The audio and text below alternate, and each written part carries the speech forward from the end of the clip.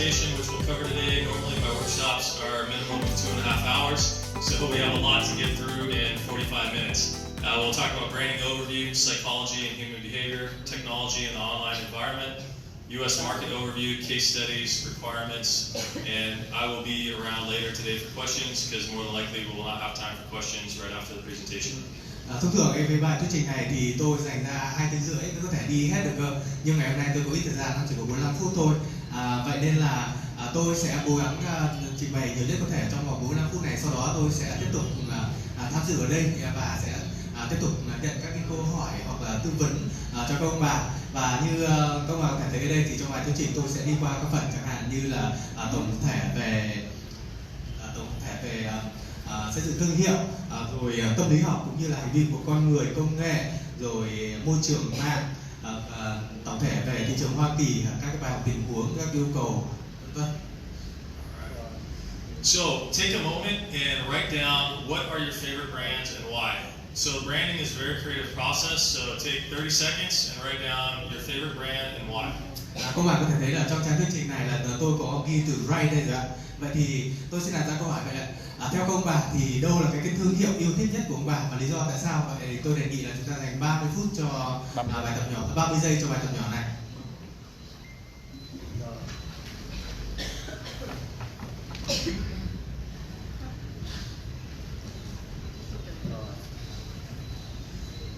And as you're thinking about the successful brand, realize that successful brands incorporate each and every one of these in their brand identity process, as well as the sales and marketing.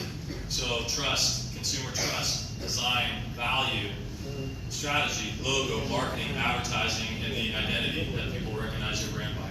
Như chúng ta có thể thấy ở trên hình vẽ phía bên tay phải ấy, thì để có thể có xây dựng một thương hiệu thành công thì chúng ta cần rất nhiều yếu tố, chẳng hạn yếu tố niềm tin, thiết kế, giá trị, chiến lược, rồi logo, tiếp thị, quảng cáo cũng như là nhận diện thương hiệu.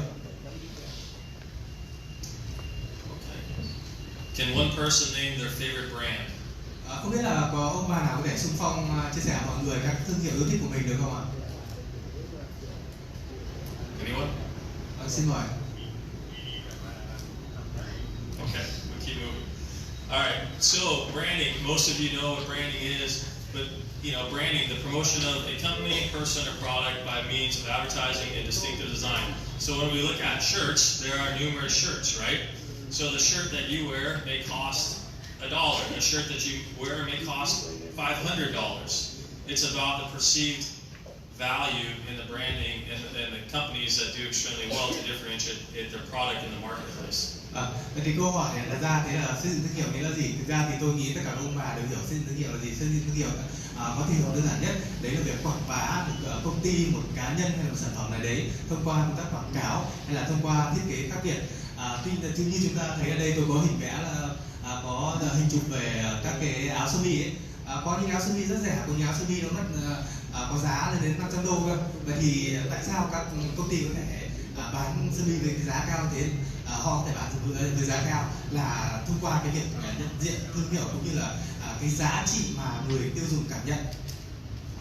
So when we think about coffee, Vietnam is a big coffee industry. Before I worked for Starbucks as well as an association that represented coffee. Coffee, in a sense, is commodity, right? So when we look at brands that drive a premium price, they also have premium quality of coffee. You can look at here in K-Cup and coffee. There are numerous brands in K-Cup coffee that differentiate in different regions. So some regions here in Vietnam, the South, may be different than the North, as well as the United States. We have different regions and different profiles. So things to think about if you have a product in the commodity space, whether it's fruit, coffee, how do you differentiate your offering in a certain market? Như chúng ta có thể thấy ở đây tôi đưa ra một ví dụ về sản phẩm cà phê. Cà phê là một cái ngành rất là lớn ở Việt Nam. Trước kia tôi làm cho Starbucks và tôi cũng làm việc cho hiệp hội cà phê của Hoa Kỳ. Và chúng ta có thể thấy cà phê là một cái hàng tiêu dùng. Vậy thì câu hỏi đặt ra là làm thế nào chúng ta làm cho sản phẩm của mình khác biệt với các cái sản phẩm còn lại trên thị trường. Ở đây tôi đưa ra ví dụ về các thương hiệu của K-Cup. Thương hiệu của K-Cup nó có đây là một thương hiệu cao cấp nhưng mà nó lại tùy thuộc vào mỗi thị trường, mỗi khu vực trên thế giới thì nó lại có những cái thay đổi nhất định cho phù hợp.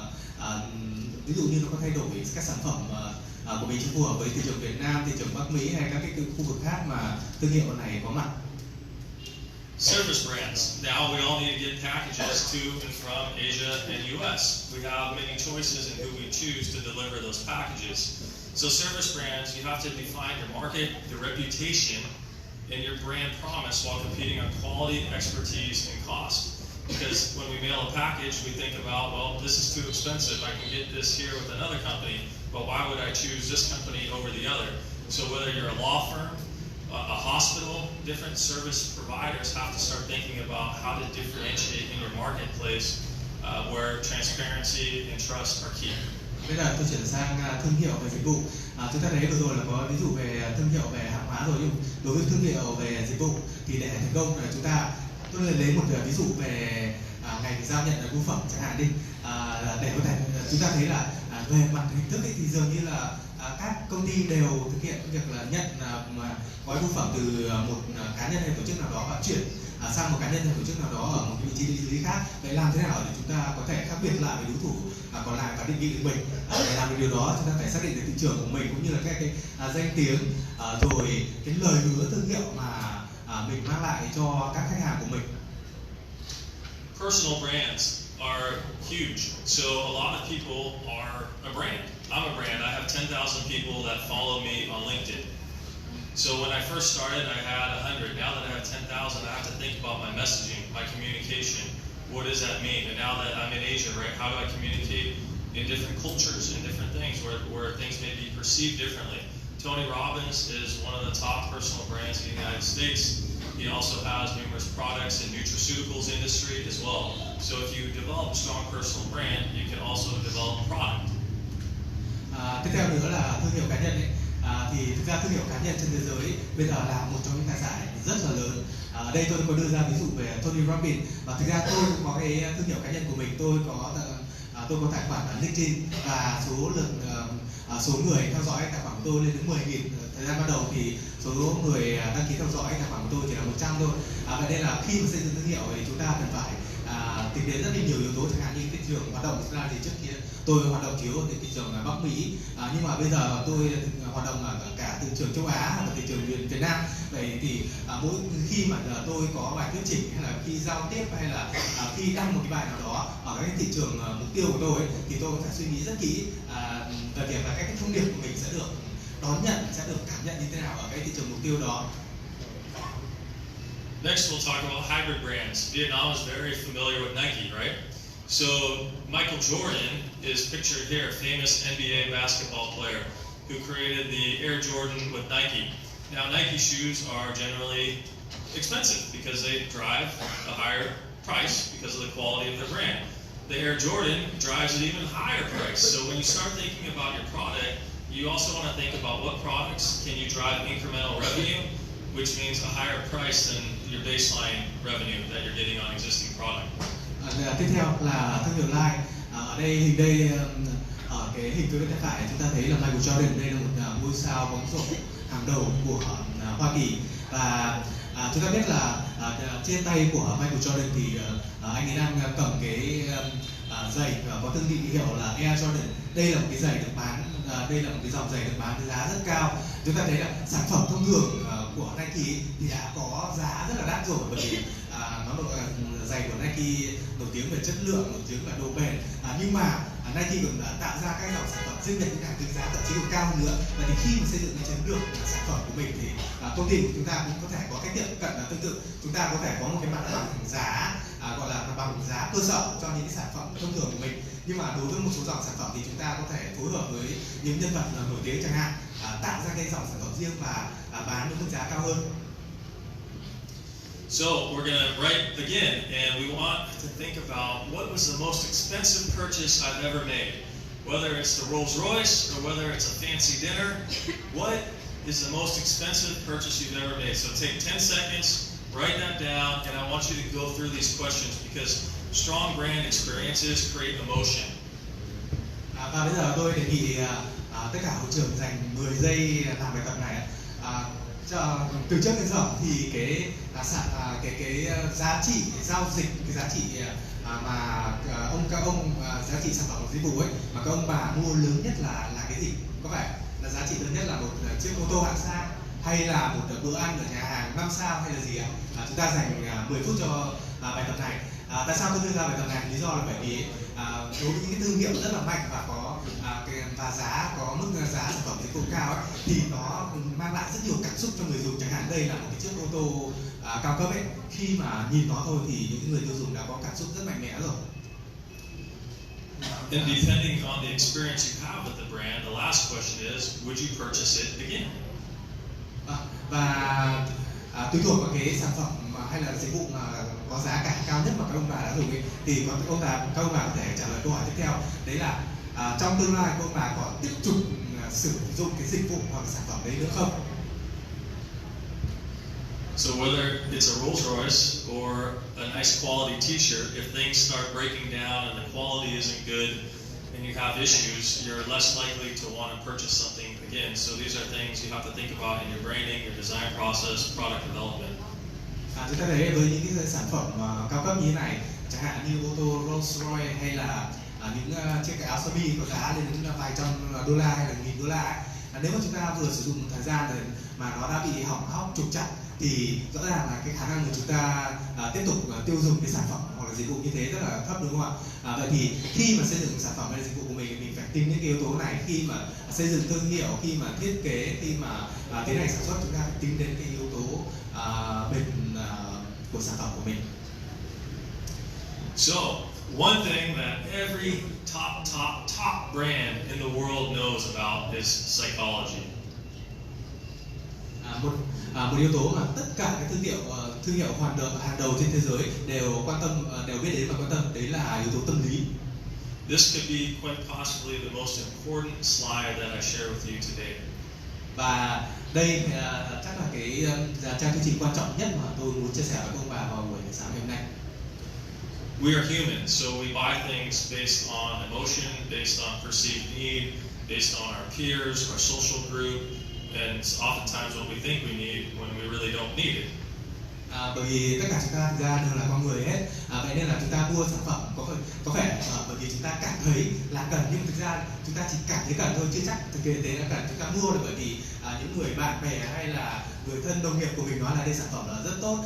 Chúng ta mua bởi vì cái việc quảng bá rất là phù hợp với những cái nhu cầu, với những cái cảm xúc của cá nhân. So strong brands today know this. They know about human behavior and psychology. They employ companies like Facebook, behavioral scientists, to figure out how algorithms work for human behavior to get people to buy, right? So the goal is when you're in Facebook or Amazon is to buy and buy more. Neuro-linguistic programming is one of the key things that people know about in successful brands to get people to buy more, to think about how language is used, how the brain reacts to certain stimulus and things like that. So when we say Google, everybody in this room knows Google, right? So when we say Amazon, everybody in this room knows Amazon. And what did Amazon create? They created Alexa, right? Alexa, do this. Alexa, I want to order beverages. Alexa, I want Starbucks coffee to my house. Alexa, Alexa, Alexa. Neuro-linguistic programming, so it becomes part of your everyday routine. So if you're thinking about branding, you really need to think about psychology and neuro-linguistic programming, as well as how your brand plays into things like Amazon Alexa to get people to be very comfortable in using and seeing your brand every day. Chúng ta biết tất cả các thương hiệu hàng đầu trên thế giới đều hiểu rất rõ tầm quan trọng của hành vi của con người cũng như là của tâm lý. Đấy là lý do những công ty rất lớn, những công ty khổng lồ chẳng hạn như Amazon và Facebook đã áp dụng các cái kiến thức rồi những cái kỹ thuật tiên tiến nhất để có thể tham gia, để có thể lôi cuốn sự tham gia. Chẳng hạn như Facebook thì họ lôi cuốn cái sự tham gia đăng nhập hàng ngày cũng như tương tác trên nền tảng của mình. Còn đối với Amazon thì họ lôi cuốn chúng ta vào nhập vào tài khoản hàng ngày rồi xem các sản phẩm. Chẳng hạn như tôi lấy ví dụ về Amazon. Amazon tạo ra các sản phẩm, tại sao họ tạo ra các sản phẩm như loa thông minh và cái từ khóa để đánh thức thiết bị này là Alexa. Lý do là bởi vì cái thiết bị này là thiết bị chúng ta có thể dùng hàng ngày mà chúng ta cứ nói Alexa, Alexa, Alexa thì có nghĩa là nó đi vào cái tiềm thức của mình rồi. Và Alexa chúng ta biết là từ Amazon, và điều đấy có nghĩa là Amazon luôn luôn là một trong những thương hiệu xuất hiện đầu tiên trong đầu của chúng ta. Và chúng ta biết là Google cũng áp dụng những cái cách tiếp cận tương tự như thế, và chúng ta thấy ở đây tôi có nêu ra một số các ba nhân tố rất quan trọng mà các cái công ty thương hiệu hàng đầu đang áp dụng để có thể đưa thương hiệu để có thể đưa mức độ nhận diện thương hiệu của mình lên cao nhất, chẳng hạn như về lập trình, rồi về neuron, rồi về ngôn ngữ học. So brand strategy, we won't spend a lot of time on this because we have a lot to cover, but brand equity we talked about with Nike. Strategy, very high level, it includes your sales, marketing, operations, everything has to be there in order to successfully execute your brand. Visual strategy, what people look at when they see your brand. Think about social media, your phone today. If your brand logo and your identity doesn't look good on your cell phone, where about 80% of people spend their time, you need to go back and redesign it because your brand has to show up strong on the cell phone.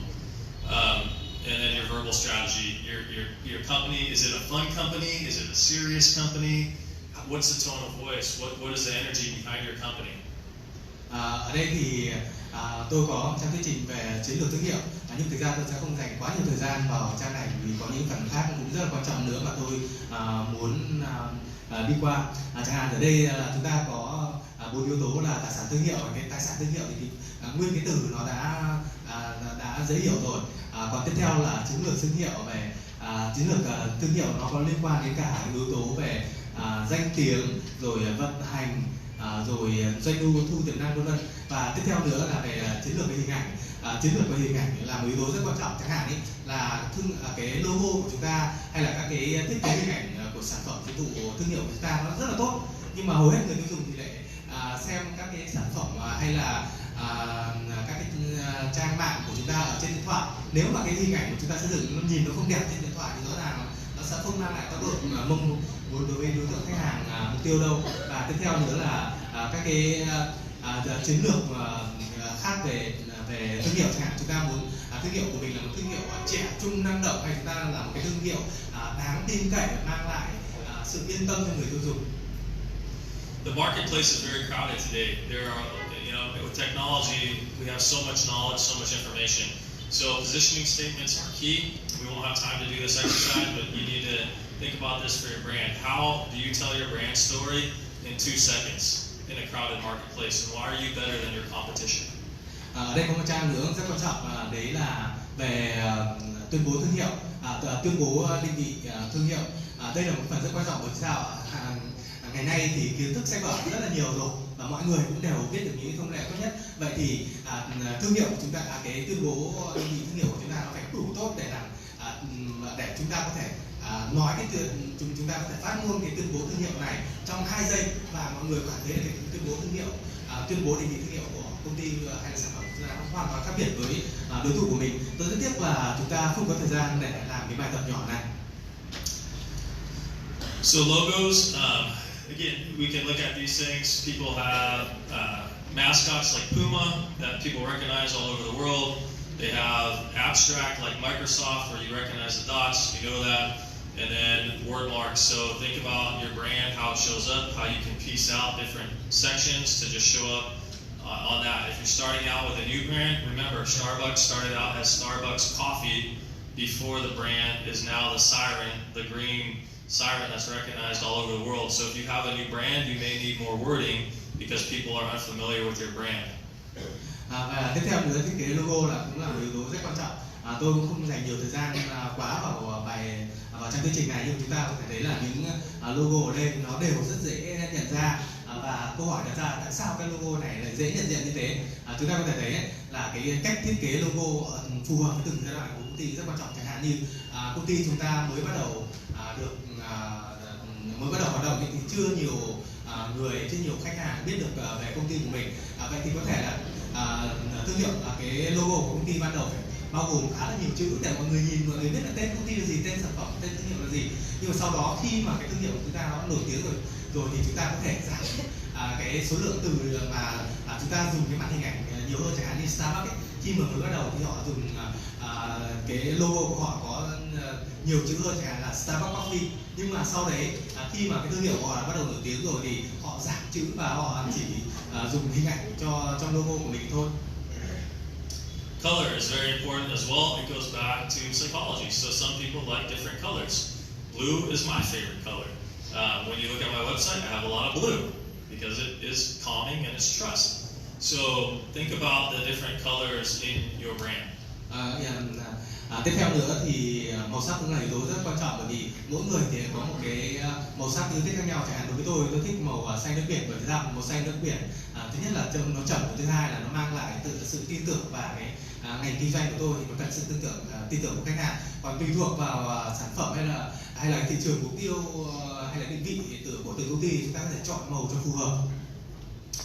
The technology ecosystem is critical today for every single brand out there. Most shoppers and consumers do their shopping where? Online. So you have to start thinking about how you're going to promote your products, your brands, and then if you get big enough, you want to start thinking about an app to think about how people engage with your brand consistently, where they find information about your brand, different times when you can send push notifications to buy something at a better price, a sale, or some really cool offering. Và tiếp theo nữa là hệ sinh thái công nghệ là một yếu tố đang ngày càng trở nên rất quan trọng trên thế giới ngày nay. Chúng ta biết là nếu mà chúng ta tham gia được vào một hệ sinh thái, chúng ta làm chủ, làm cái đơn vị điều hành một hệ sinh thái, thì chúng ta có chúng ta có lợi thế vô cùng lớn. Chẳng hạn chúng ta có thể gửi các cái tin nhắn tùy chỉnh cho từng khách hàng. Ví dụ khách hàng lâu không hoạt động thì chúng ta có thể có một cái tin nhắn gọi là push notification, tức là sẽ được đẩy từ máy chủ xuống cái điện thoại của người tiêu dùng đấy, và ứng dụng người tiêu dùng đấy, và cho khách hàng biết là chào mừng các ông bà quay trở lại, chúng tôi có khuyến mại bao nhiêu %. Còn đối với các khách hàng sử dụng thường xuyên hơn thì chúng ta lại có một cái chiến lược khác để tiếp cận với khách hàng. Online presence cannot be understated today. It is very important. So how you present yourself online matters. Are you on the appropriate channels, including LinkedIn, to reach decision makers and buyers in the United States? Is your website mobile friendly and clear in communication? A lot of people have websites, but it's not friendly to the phone. So when you go on there, you can't read the information, and it's very difficult when, again, most people in business are on their phones. A lot of executives traveling, so if they want to learn about your company, they do it from their smartphone. Are you checking your reputation monthly? Do you know what's being said about you? And what platform is going well, and what platforms do you need to improve or learn more about in order to promote your product? Because each one has value. Yếu tố tiếp theo nữa là sự hiện diện trên mạng của chúng ta. Chúng ta thấy ở đây có rất nhiều câu hỏi mình phải trả lời để có thể xây dựng được cái chiến lược hiện diện trên mạng thành công. Chẳng hạn như là chúng ta khi mà chúng ta sẽ tham gia các cái kênh mạng nào, rồi các cái trang web của chúng ta xây dựng nó có thân thiện với các thiết bị di động không. Chẳng chúng ta thấy là hầu hết người tiêu dùng, người khách hàng bây giờ thì họ dành phần lớn thời gian truy cập các trang web qua thiết bị di động của mình, và đặc biệt là đối với các cái đối tượng là cán bộ quản lý hay là lãnh đạo cấp cao thì họ dành thời gian học hành di chuyển rất là nhiều, nên là họ truy cập vào các trang web của chúng ta thì cũng là qua các thiết bị di động thôi, nên là đây là một yếu tố rất quan trọng. Rồi hơn nữa là cái mức độ đáng tin cậy của chúng ta trên mạng có cao không, rồi làm thế nào chúng ta có thể kiểm tra và đảm bảo cái mức độ tin cậy của thương hiệu của mình trên mạng. Và còn rất nhiều câu hỏi nữa chúng ta cần phải trả lời để đảm bảo là chúng ta hiện diện trên mạng một cách thành công. It's an exciting time in Vietnam as Amazon is doing more and more with the country representative here. When I spoke at the Food Expo, they spoke there as well, Amazon. So you need to start thinking how does your product potentially be sold on Amazon? And with this A/B testing, knowing what keywords are key, so a lot of research, competitive intelligence, and seeing how your competition is marketing their products. We could do a whole presentation just on A/B testing on Amazon alone. Đây là một cái trang thuyết trình tôi nghĩ rất thú vị. Đấy là kiểm tra đối chứng A/B testing. Chúng ta thấy là Amazon đang ngày càng hiện diện nhiều ở thị trường Việt Nam, và tôi thấy là trong cái hội trợ về thực phẩm tôi đã gặp được các đại diện của công ty Amazon ấy. Vậy nên là chúng ta thấy nếu mà trong tương lai Amazon tham gia càng sâu vào cái thị trường của Việt Nam thì chúng ta sẽ phải làm gì để có thể kinh doanh thành công trên nền tảng này. Chúng ta có rất nhiều cách khác nhau. Chúng ta có thể chúng ta tìm hiểu xem các từ khóa mà khách hàng mục tiêu của mình hay tìm kiếm trên Amazon là gì, rồi các đối thủ của chúng ta là gì, rồi chúng ta có thể thực hiện các cái cách thử nghiệm đối chứng ấy, tức là chúng ta có thể chia sản phẩm mình ra thành hai cái nhóm.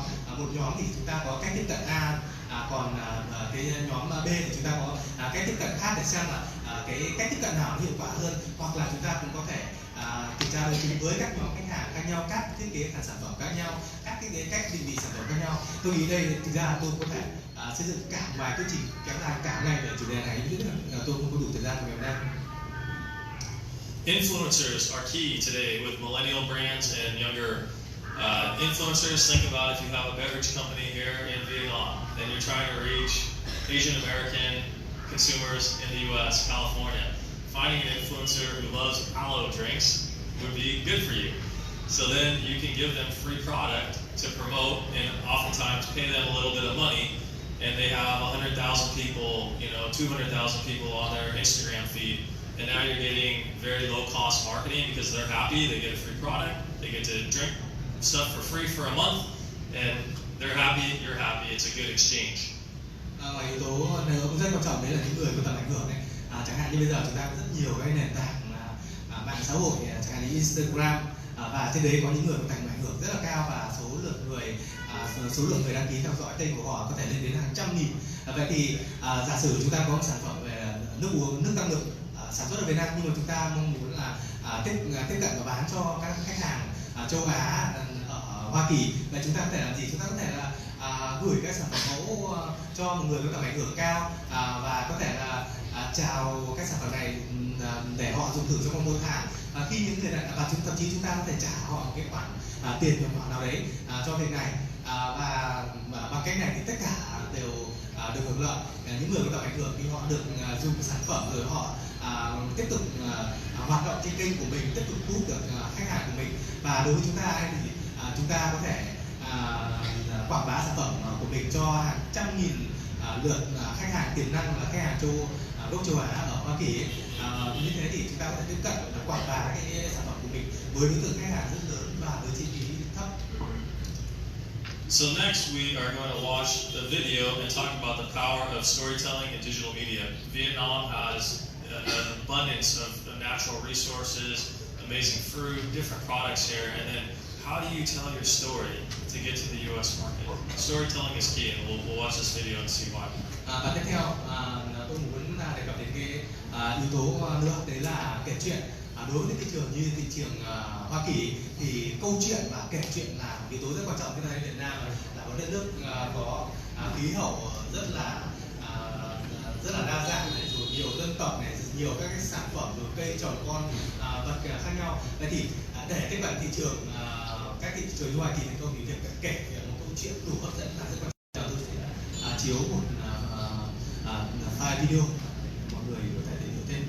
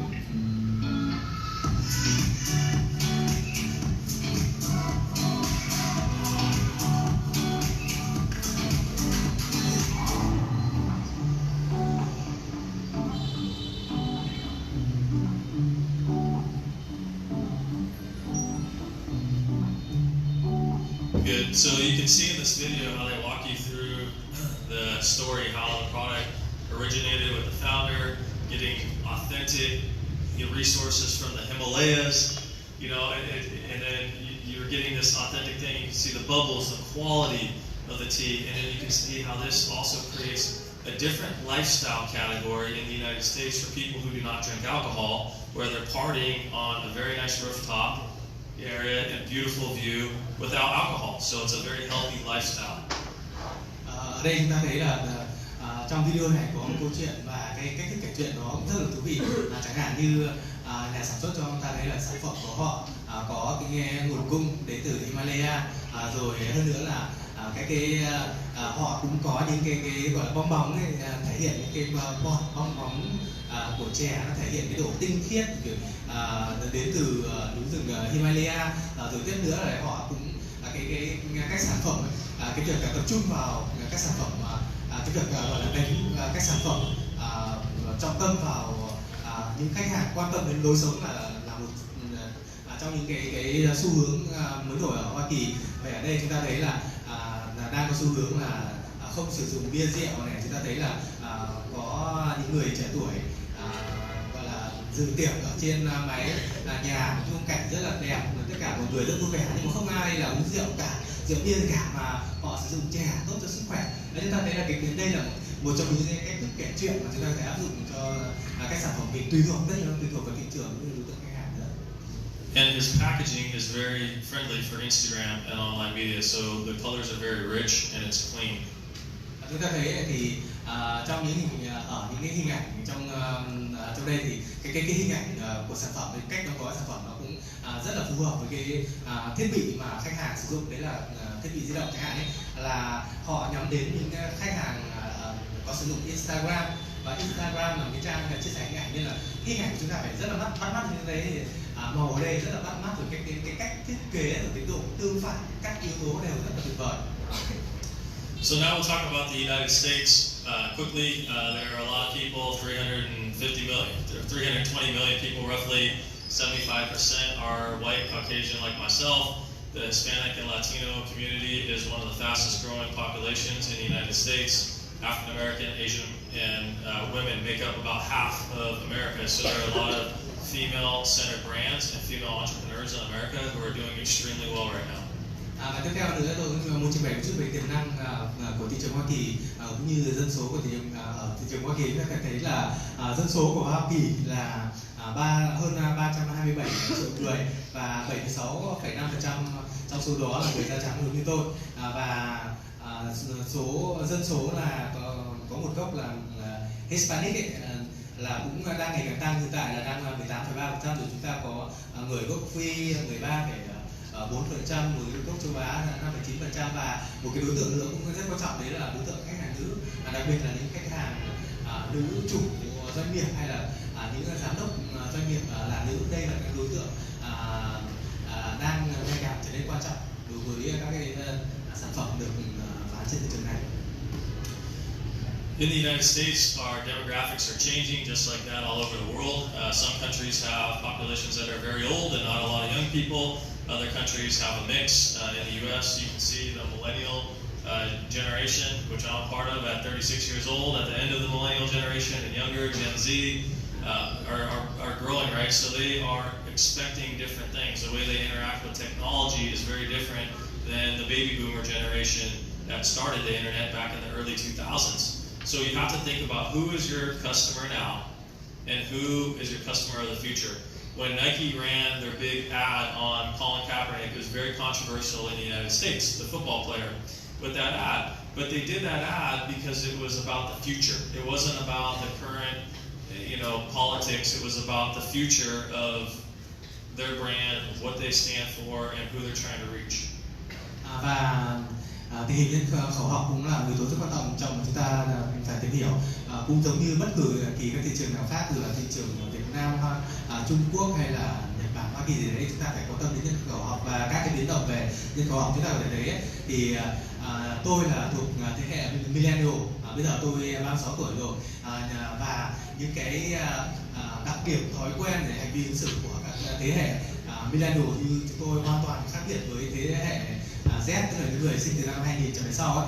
Vậy nên là chúng ta phải biết là chúng ta bán cho những khách hàng thuộc thế hệ nào, rồi các khách hàng trong tương lai của chúng ta sẽ thuộc thế hệ nào, và những sự khác biệt, đặc biệt là sự khác biệt về tâm lý hành vi ứng xử của giữa các cái thế hệ khách hàng này là như thế nào. Chúng ta biết là gần đây Nike đã tung ra những cái quảng cáo gây ra rất nhiều các cái tranh cãi, nhưng thực ra đây là một cái bước đi rất thông minh của Nike, bởi vì đây là họ đang định vị bản thân mình cho tương lai.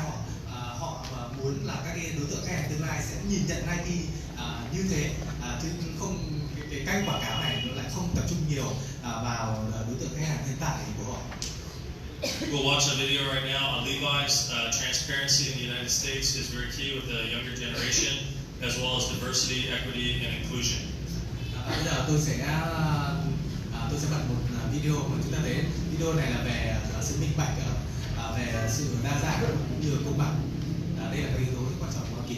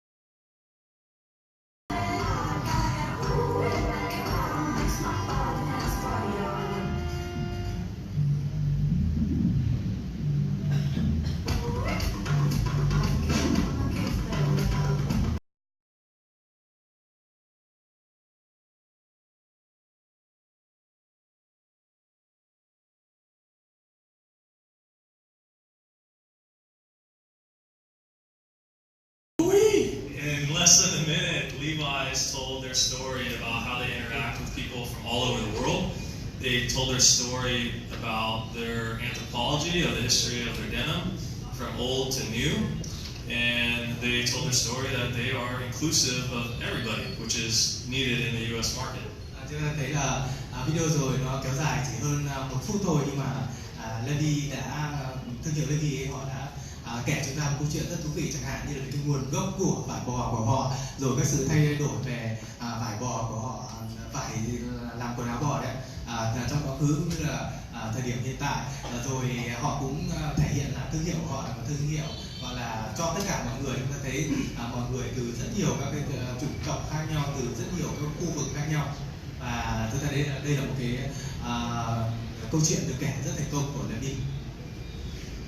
In the U.S., we have legacy brands, companies such as Kellogg's that you recognize, very traditional packaging, and we have innovative brands that are acquired by larger brands. So RX Bar was acquired by Kellogg's because they are very clean in their labeling for millennial, Gen Z, very healthy for snacks, for energy bars. So think about that too, about how you can innovate and then potentially be acquired by a larger company with your brand. Và tiếp theo nữa, nói về thương hiệu, chúng ta có thể chia thành các cái thương hiệu mà mang tính gọi là truyền thống hơn, cổ hơn, và những thương hiệu mới. Ở đây chúng ta thấy phía bên tay trái này là các cái thương hiệu của Kellogg, các thương hiệu truyền thống của Kellogg, và phía bên tay phải của chúng ta là các thương hiệu trẻ hơn, và chúng ta thấy sự khác biệt rất là lớn trong cách thiết kế của các thương hiệu này. Nhưng mà thực ra các cái thương hiệu phía bên tay phải này nó đã được Kellogg mua lại rồi, thì chúng ta cũng phải làm tương tự. Tại sao chúng ta không đổi mới cái cách gọi là thiết kế rồi sản xuất bao bì của mình và được các công ty lớn mua lại?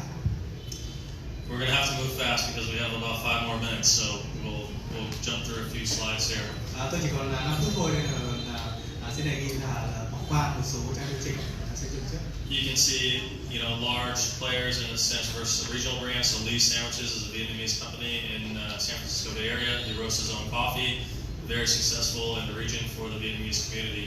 So think about that. How big do you want to be, and what is your niche market that you can do extremely well in? Và cái yếu tố tiếp theo nữa chúng ta phải quan tâm đến đấy là cái độ bao phủ thị trường của thương hiệu của mình. Chúng ta muốn bao phủ toàn bộ thị trường hay là chỉ một khu vực cụ thể, và hơn nữa là chúng ta đánh vào thị trường phổ thông hay là thị trường ngách. Chúng ta thấy ở đây có những cái thương hiệu nó đại diện cho cả những cái thương hiệu gọi là phổ thông và những thương hiệu đi vào thị trường ngách, và ở đây có cả thương hiệu do người gốc Việt Nam thành lập và đã rất thành công ở Hoa Kỳ.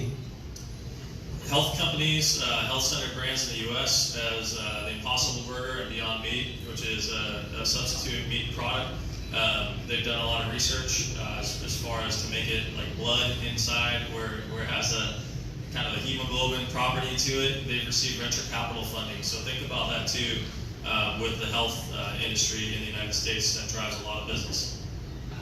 Và tiếp theo nữa, cái lối sống lành mạnh ấy cũng là một xu hướng mới đang nổi lên và rất quan trọng ở Hoa Kỳ. Chúng ta thấy ở phía bên đây phải này là có các sản phẩm hamburger, thì đây là các sản phẩm hamburger gọi là được quảng cáo là lành mạnh và tốt cho sức khỏe, không sử dụng thịt tự nhiên mà dùng các cái thành phẩm khác thay thế. Và các công ty này họ đã dành rất nhiều cái tâm sức vào nghiên cứu và phát triển ra các cái công thức này, và họ đã nhận được số vốn đầu tư rất lớn từ các nhà đầu tư mạo hiểm. Clean labeling is in, and trademarks you can learn more about with a U.S. attorney if you were going to trademark your brand in the U.S. Yếu tố tiếp theo nữa là về dán nhãn cũng như là về thương hiệu. Thực ra là về cái vấn đề trademark thì chúng ta cần phải tìm hiểu một cách kỹ lưỡng hơn với các luật sư chuyên ngành ở Hoa Kỳ. And then different labeling standards depending on what sort of product you have, whether it's food, garments, you'll have to research into that, and that's something we help companies with. Và tiếp theo nữa là các cái dán nhãn thực phẩm sẽ phải tuân thủ các quy định ở Hoa Kỳ. Tất nhiên chúng ta sẽ phải tìm hiểu rất là sâu vấn đề này khi mà đi đánh vào thị trường này. Distribution, many ways to distribute your product, whether it's food, large broadliner distributors, all the way down to starting a product or a brand on social media and starting a following organically. Đây là trang về phân phối. Chúng ta đây có rất nhiều các cách phân phối khác nhau. Chúng ta có thể phân phối theo phương pháp truyền thống, hay phân phối chủ yếu qua các chợ trực tuyến, hay là chúng ta phân phối qua các cái nền tảng khác. Thực ra là có rất nhiều các cách thức phân phối khác nhau mà tôi không có thể đi hết vào đấy. Think about your brand, what you need to do to be more successful, and then we're going to talk about activities and a couple takeaways for you to leave today with that you can start doing for your brand. Và tiếp theo nữa là chúng ta cũng cần suy nghĩ xem là mình cần phải làm gì để thương hiệu của mình thành công. Và ở đây tôi cũng có đưa ra một số các cái hoạt động gợi ý để giúp các bạn có thể hình dung được cái cách mà chúng ta có thể xây dựng thương hiệu thành công. One of the common challenges I see consulting with people, whether it's a large organization, small organization, is people are confused the difference between sales and marketing. So you can be a product marketer, you can be amazing in your branding, and you can have the best logo, and guess what? No sales, no sales. So no money to continue investing in the brand, to continue investing in your people and your company. So you have to think about sales, and this helps you differentiate the line between sales and marketing, where sales, your people should be out there building relationships, and then marketing, creating awareness materials to give touch points to people. Sales, again, customer service, when they're out there with the people, who are your people selling the product, even on the online space, are you answering complaints, as well as your brand reputation on marketing, and then down to your margin. You need to have margin on different products to reinvest, and that's one thing too. A lot of times people don't take the time to think about investment and finance, right? So if you want to scale your brand, you have to not spend all the money on a nice dinner after a good day of things. You have to reinvest into your product, into R&D, into competitive intelligence, your online A/B testing. Liên quan đến cái hoạt động của tôi muốn được gợi ý tất cả các ông bà cho tất cả các ông bà thì tôi có nhóm thành hai nhóm hoạt động. Thứ nhất là một nhóm hoạt động về bán hàng hay là về kinh doanh, và nhóm hoạt động thứ hai là về tiếp thị. Khi thực hiện công việc tư vấn của mình thì dù là cái khách hàng tư vấn của tôi là công ty nhỏ hay là công ty lớn, thì cái điểm chung mà tôi nhận thấy đấy là họ rất dễ bị nhầm lẫn giữa bán hàng và tiếp thị. Thực ra là có sự khác biệt rất lớn giữa bán hàng và tiếp thị. Chúng ta đây có những công ty sản phẩm của họ rất là tuyệt vời, thiết kế rồi hình ảnh rồi các công tác quảng bá rất là tuyệt vời, nhưng mà họ chả bán sản phẩm nào cả. Nên lý do là tại sao? Lý do là chúng ta cần phải tập trung vào cả các hoạt động gọi là bán hàng, cũng như là tiếp thị bán hàng liên quan đến việc xây dựng những mối quan hệ với khách hàng, cách mà chúng ta phản hồi khách hàng, cách chúng ta bán trên các cái chợ trực tuyến, thì cái cách mà chúng ta phản hồi với khách hàng, cái cách chúng ta mô tả sản phẩm ở trên các cái trang mạng đó, rồi cách để chúng ta trả lời những cái than phiền của khách hàng ở trên môi trường mạng đấy, nó rất quan trọng. Rồi còn tiếp thị là gì? Tiếp thị nó liên quan đến cách mà chúng ta định vị, chúng ta gọi là nâng cao nhận thức của mọi người về sản phẩm, về thương hiệu của mình. Thực ra là có rất nhiều điều tôi muốn chia sẻ về cái chủ đề này, nhưng mà rất tiếc không có đủ thời gian. And we are running out of time, so we will wrap this up here, and you can look at the last couple slides and write some things down real quick. So brand strength, and then your marketing calendar. So start thinking about having a marketing calendar for your business, so you're organized and getting information out there every month and being in front of mind, because consumers, they have to be in constant contact with your brand, right? So start thinking about how you're telling your story, and this marketing calendar is a great way to start. Questions we can take downstairs, and if you need to get a hold of me, here is my information. Thank you all so much. Thank you so much, and thank you via trade. Tôi biết là tôi đang đầu như là này chính đề nghị là cô và dành thời gian thêm một vài phút có thể ghi lại những cái điểm quan trọng mà nằm trong các trang cuối cùng này. Và một trong những gợi ý của tôi đấy là xây dựng một lịch gọi là cái lịch lịch tiếp thị cho cả năm dương lịch của chúng ta 12 tháng ấy, rồi các hoạt động cụ thể chúng ta thì cách thức mà chúng ta kể câu chuyện của mình là gì. Và rất tiếc chúng ta hết thời gian rồi, nên là các ông bà nếu mà có câu hỏi gì thì xin mời tiếp cận tôi ở dưới tầng 1. Cảm ơn tất cả các ông bà, cảm ơn cục xúc tiến thương mại, cảm ơn chương trình.